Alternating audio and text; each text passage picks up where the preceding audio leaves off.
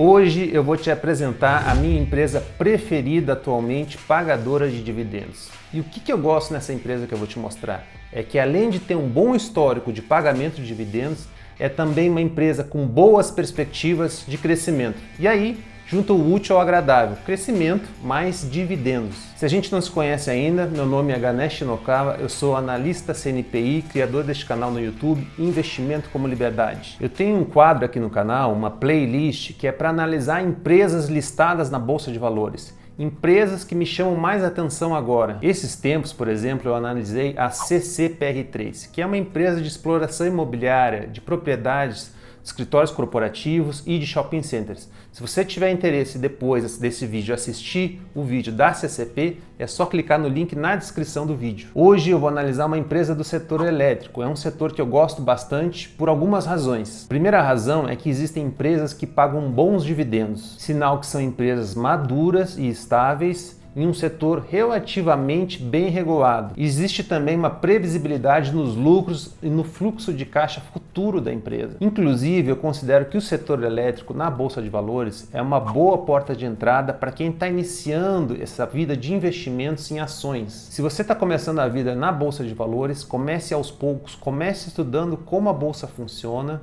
comece estudando algumas empresas selecionadas. A empresa que eu vou te apresentar hoje é EDP Energias do Brasil, código ENBR3. Ganesh, e quem é a EDP Energias do Brasil no mercado financeiro? A EDP Energias do Brasil é uma empresa que atua, como eu falei, no setor de energia elétrica no Brasil. Mas de onde é que brotou essa empresa? De onde que ela nasceu? De onde que ela veio? Eu vou te dar uma dica que é uma curiosidade ao mesmo tempo. Quando você escuta as teleconferências de resultados da EDP, dos executivos da EDP, você escuta um sotaque diferente. É mais ou menos assim. De facto, é um bocadinho difícil de entender. Sabe que sotaque é esse? Português de Portugal. E aí você matou a charada. A EDP Brasil é controlada pela EDP Energias de Portugal, que é uma das maiores empresas do mundo do setor de energia.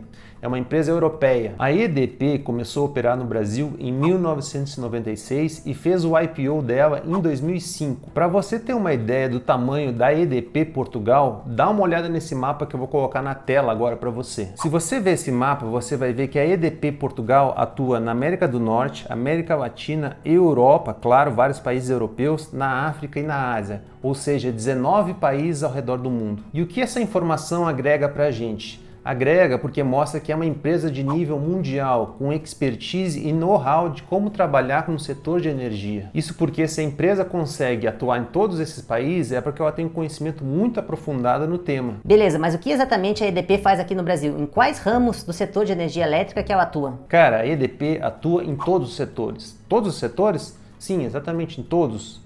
Todos do setor de energia elétrica. Você vai ver que ela atua no setor de geração de energia, transmissão, comercialização e distribuição. Eu vou colocar uma imagem na tela agora para você ver onde que ela atua no Brasil em termos geográficos. Olhando esse mapa agora, você vai ver que ela atua em 11 estados brasileiros. Você pode ver que ela atua desde o Rio Grande do Sul até o Amapá. Isso mostra que existe uma diversificação geográfica bem boa no Brasil. Agora eu vou mostrar imagens a você para a gente ver o setor por setor que a EDP atua. Primeiro, sobre o setor de geração de energia elétrica. Se a gente olhar agora essa imagem, você vai ver que são 6 unidades de geração de hidrelétrica e uma de geração termoelétrica. No total, é uma capacidade instalada de 2,9 gigawatts. Dá uma olhada nessa foto para você ver uma das usinas hidrelétricas que a EDP controla. Essa foto que você está vendo agora é de Peixe Angelical, uma das usinas da EDP. Agora sobre o segmento de transmissão de energia elétrica da EDP. Se você olhar essa imagem, você vai ver que são 6 lotes de linha de transmissão.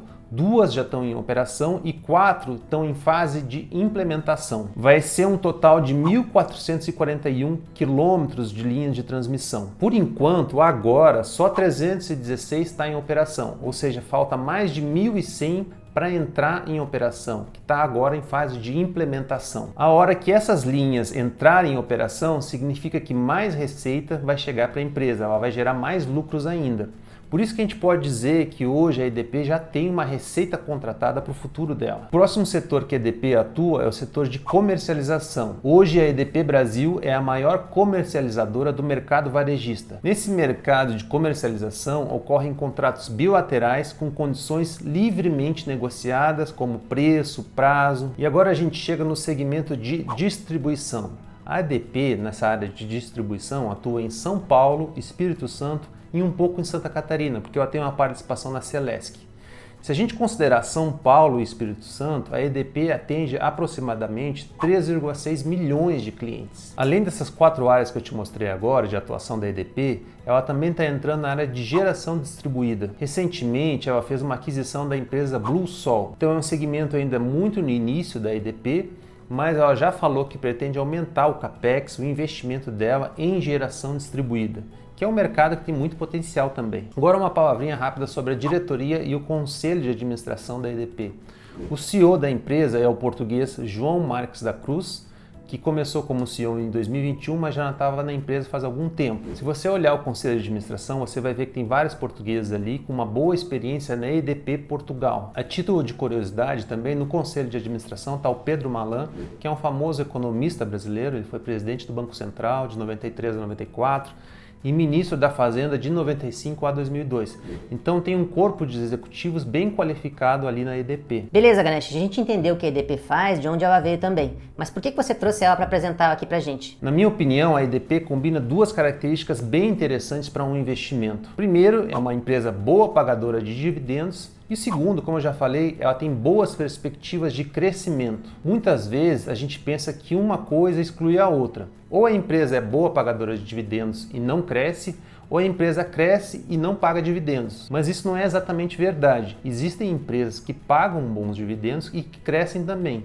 E na minha opinião, a EDP é uma delas. Lembrando que esse vídeo não é uma recomendação de investimentos, é a minha análise sobre a empresa. Para você ter uma ideia desse crescimento, em 2005, como eu já falei, ela fez o IPO. Ela tinha um valor de mercado de 3 bilhões de reais. Hoje ela vale 11,9 bilhões, então ela multiplicou por 4 aí praticamente. E o mais interessante é que mesmo crescendo nesse período, ela pagou bons dividendos também. Então até agora eu apresentei a narrativa da história da empresa e o business que ela atua. Sendo uma narrativa boa, é um bom investimento? Não necessariamente. A gente precisa entrar nos números para tentar entender se vale a pena o investimento ou não. Um investimento, para ser bom, ele depende muito do preço que você paga. Então bora ver alguns números que eu considero uma das partes mais importantes desse vídeo. Antes de entrar nos números, se você curte esse tipo de conteúdo em que eu apresento a análise da empresa, deixa o like aqui embaixo, se não é inscrito, se inscreve no canal e ativa o sininho. Isso me ajuda bastante a entender que você gosta desse tipo de conteúdo e faz que eu traga novas empresas para serem analisadas aqui. Então agora eu vou começar a analisar uma série de indicadores dessa empresa. Se você não entender alguns desses indicadores, eu preparei uma playlist sobre como analisar uma ação. Eu vou deixar o link na descrição do vídeo aqui embaixo. Então depois desse vídeo, se você não entender algum indicador, vá lá e assiste essa playlist. Por enquanto tem 2 vídeos lá. Primeiro de tudo, vamos ver se a EDP é uma empresa rentável e eficiente ou não. Para fazer isso, eu vou compartilhar a tela do meu computador contigo. O primeiro indicador que eu quero olhar aqui contigo é o retorno sobre o patrimônio líquido, o famoso ROI. Olhando aqui no site Status Invest, a gente vê que o ROI hoje da empresa é 13,4%. Se a gente clicar aqui, a gente vai ver o histórico desse indicador. Clicando aqui, a gente já vai ver que a média histórica é 12,44, que é essa linha aqui, e hoje ela está inclusive acima da média. Um ROI de 13,4, 14, é um ROI interessante. Aqui foi um pouco menos, mas você vê que é temporário e hoje já está um ROI mais elevado, 13% mais ou menos. Outro indicador que eu gosto de olhar são as margens da empresa, por exemplo, a margem líquida e a margem bruta. Se a gente olhar hoje, a margem líquida da EDP está em 10,06. Olhando aqui historicamente também você vê uma oscilação nesse tempo, mas ainda sempre se manteve próximo de 5% e hoje está em 10%. 10% é uma margem líquida boa. Se a gente olhar a margem bruta hoje é 24,10%, e uma média histórica de 24,45%. Então você vê que ela tem um histórico de manter as margens elevadas. Isso é muito bom também. Então, pelo ROI e pela análise das margens, a gente percebe que é uma empresa que tem entregue bons resultados e tem trabalhado de forma eficiente. Então a gente pode dizer que é uma empresa rentável e eficiente. O interessante é que parte da explicação de ser uma empresa rentável é que a empresa tem uma estratégia sólida de investimento e de geração de valor. A EDP não vai entrar em qualquer investimento, precisa ser um investimento rentável e por isso que ela tem uma política de investimento muito disciplinada. Olhando essa imagem agora na tela, você vai ver que a empresa tem uma estratégia muito disciplinada de investimento. Ela exige no mínimo 1,4 vezes a TIR sobre o custo de capital. Então a taxa interna de retorno que ela exige precisa ser significativamente maior que o custo de capital dela. Beleza, a gente viu então que é uma empresa rentável e eficiente, mas como eu já comentei contigo, não basta a gente saber que é uma empresa rentável. Ela precisa estar negociando a preços atrativos. Pois é, e hoje, Ganesh, a EDP está negociando a preços atrativos? Essa é uma boa pergunta. Vou compartilhar de novo a minha tela do computador contigo para a gente olhar indicadores fundamentalistas múltiplos para tentar entender se a empresa está barata ou não. O primeiro múltiplo que eu quero olhar contigo é o famoso PL, preço sobre o lucro. Olhando agora no site Status Invest, a gente vai ver que o PL dela é de 7,67. Clicando aqui, a gente consegue ver o histórico. Você vai ver que a média histórica do PL dela é 10,13 e o preço sobre o lucro, esse múltiplo, quanto menor, melhor. Hoje ela está negociando a 7,67, então ela está abaixo da média de 10,13, o que já é interessante. Além disso, como eu mencionei antes, já existe uma receita contratada. Se a gente fizesse um cálculo do PL projetado, ele seria menor que esse que a gente viu aqui de 7 e pouco. Outro indicador que é interessante a gente olhar é o preço sobre o valor patrimonial. Olhando aqui na tela agora, a gente consegue ver que o preço sobre o valor patrimonial é de 1,03, então está negociando próximo do valor patrimonial.